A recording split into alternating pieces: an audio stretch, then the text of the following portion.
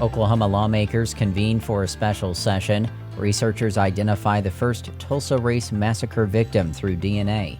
And federal aid will offer financial support for indigenous communities that face an increased risk of flooding. We'll have details on the KGOU AM News Brief for Monday, July 15th. I'm Nick Daniels.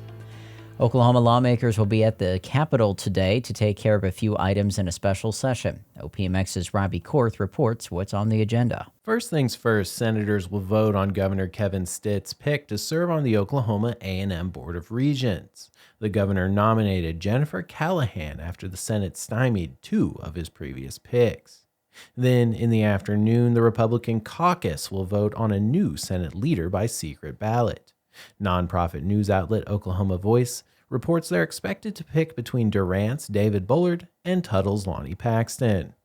Another vote was necessary after a more right-leaning candidate defeated would-be Senate President Pro Tem Greg McCourtney in his primary election. Current Pro Tem Greg Treat will leave the Senate at the end of the year because of term limits. In Oklahoma City, I'm Robbie Korth. Researchers have identified a long-lost victim of the 1921 Tulsa Race Massacre. OPMX's Ben Abrams reports it's the first of what could be more discoveries linking remains to their present-day descendants. Tulsa began a renewed search for victims of the massacre in 2018, focusing on unmarked graves in Oaklawn Cemetery near downtown. Mayor G.T. Bynum has announced they've identified a victim, Army veteran C.L. Daniel, via DNA and historical records. Bynum says further excavations are planned to find and identify more remains. We also have documented evidence that there are at least 17 other victims buried in Oaklawn Cemetery. Officials say the descendants of Daniel were located and contacted as part of the search. In Tulsa, I'm Ben Abrams. A recent study finds indigenous communities in Oklahoma face an increased risk of flooding because of climate change.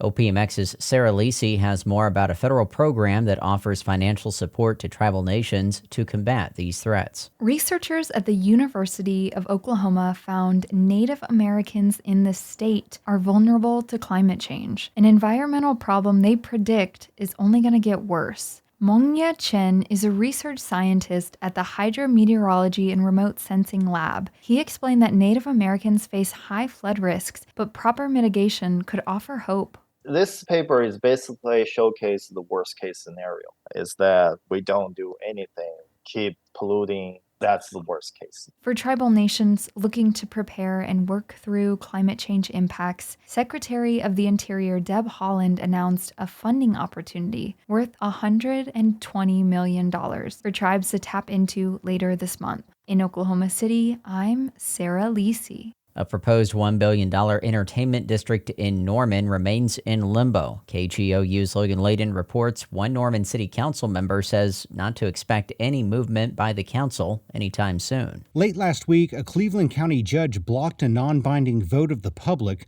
on whether the city council should approve diverting hundreds of millions of tax dollars toward the new entertainment district.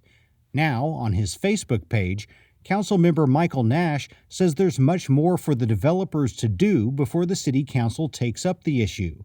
So, from being on the verge of approving the new entertainment district to putting it up for a vote that was then struck down, whether Norman will move forward with a replacement for the Lloyd Noble Center for OU basketball and for gymnastics, and all of the ambitious plans for restaurants, concerts, and other businesses, is very much up in the air.